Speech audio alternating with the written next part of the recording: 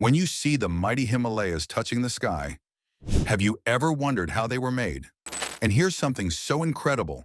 They're still growing. Yes, these giants of stone are rising a little higher every single year.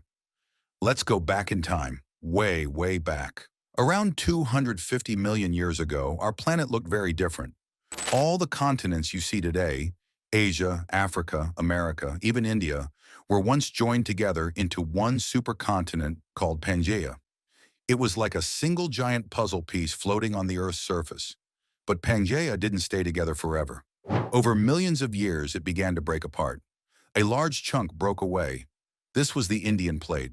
It began a long, slow journey northward, drifting across the ocean at a few centimeters every year. For millions of years, India kept moving toward the massive Eurasian plate, where Asia was waiting.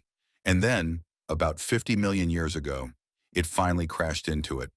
When two powerful plates collide, neither wants to sink. So the land between them starts to crumple and rise, just like paper folds when you push it from both ends. That's how the Himalayas were born, layer by layer, fold by fold.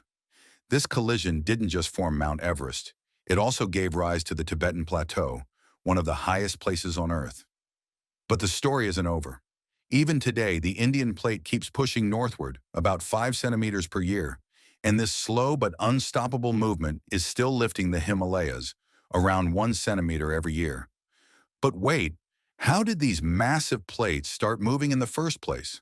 The answer lies deep beneath our feet, inside the Earth.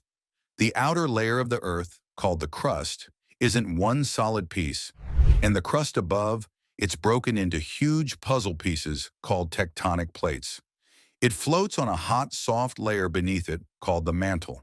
Now, the mantle isn't completely solid. It's made of semi-molten rock called magma beneath the crust. The core's heat makes the mantle move. Hot material rises upward, cools down, and sinks again. These are called convection currents, powerful, slow-moving loops of molten rock.